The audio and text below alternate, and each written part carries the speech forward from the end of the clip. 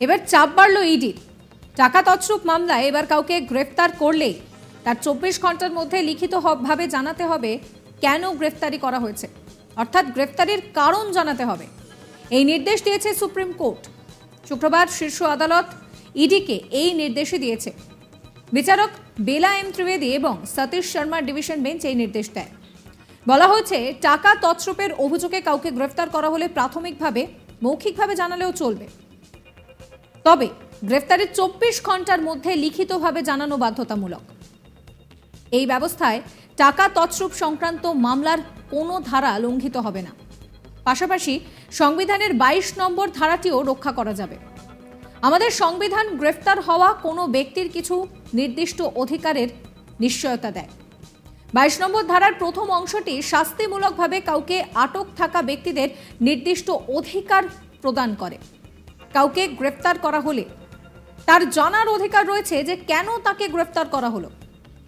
তবে ইডির তরফে এই নিয়ম ঠিকভাবে মেনে চলা হয় কিনা তা নিয়ে আগেও প্রশ্ন উঠেছে। সুপ্রিম কোর্টে এই নিয়ে মামলাও চলেছে।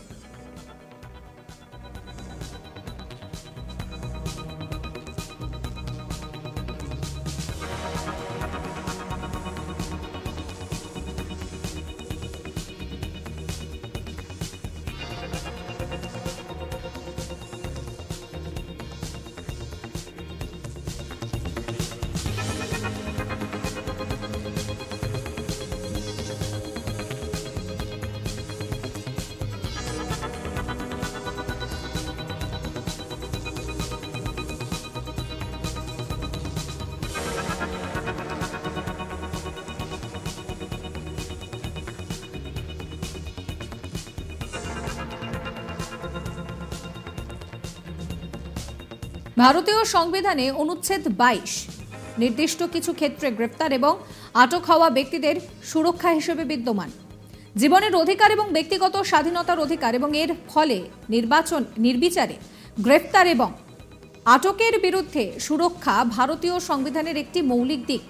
অনুচ্ছেদ 22 এই স্বাধীনতাগুলিকে অন্তর্ভুক্ত করে।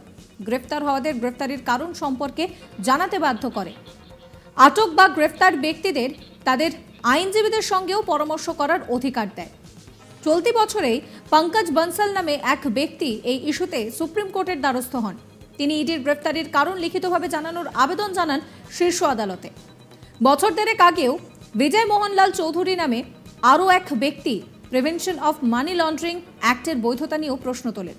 সেই মামলার শুনানিতে শীর্ষ আদালতের তরফে জানানো হয় যে প্রিভেনশন অফ মানি লন্ডারিং অ্যাক্টটি বৈধ। সংবিধানের সঙ্গে এর কোনো বিরোধ নেই। সুপ্রিম কোর্টে বর্তমানে চলা এই মামলাতেও এই প্রসঙ্গই আসে।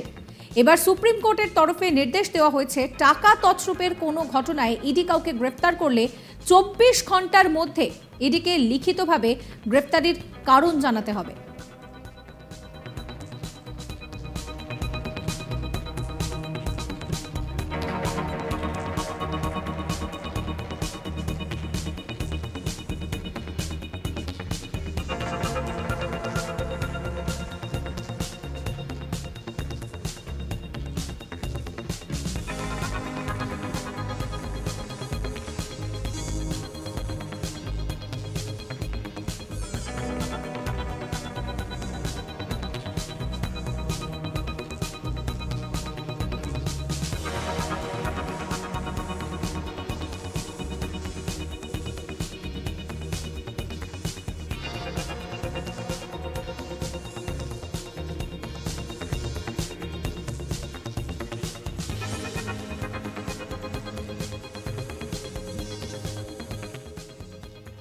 সেই সঙ্গে জানানো হয়েছে, বিজয় মোহনলাল চৌধুরীর করা মামলার রায়ের সঙ্গে এই মামলার কোনো বিরোধ নেই।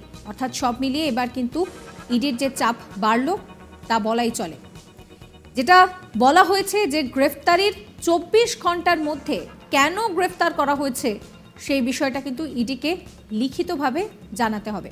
প্রথমে মৌখিকভাবে জানালেও চলবে, তারপর 24 ঘন্টার মধ্যে লিখিতভাবে গ্রেফতারির কারণ জানাতে হবে। নির্দেশ দিয়েছে সুপ্রিম কোর্ট এবং শুক্রবার শীর্ষ আদালত ইডিকে এই নির্দেশই দিয়েছে। এই ভিডিও সম্পর্কে আপনাদের মতামত অবশ্যই কমেন্ট করে জানাবেন। কমেন্ট সেকশন খোলা রয়েছে আপনাদের জন্য। আর সমস্ত খবরের আপডেটের জন্য সাবস্ক্রাইব করবেন আজ তাক বাংলার ইউটিউব চ্যানেলকে, ফলো করবেন আজ তাক বাংলার হোয়াটসঅ্যাপ চ্যানেলও।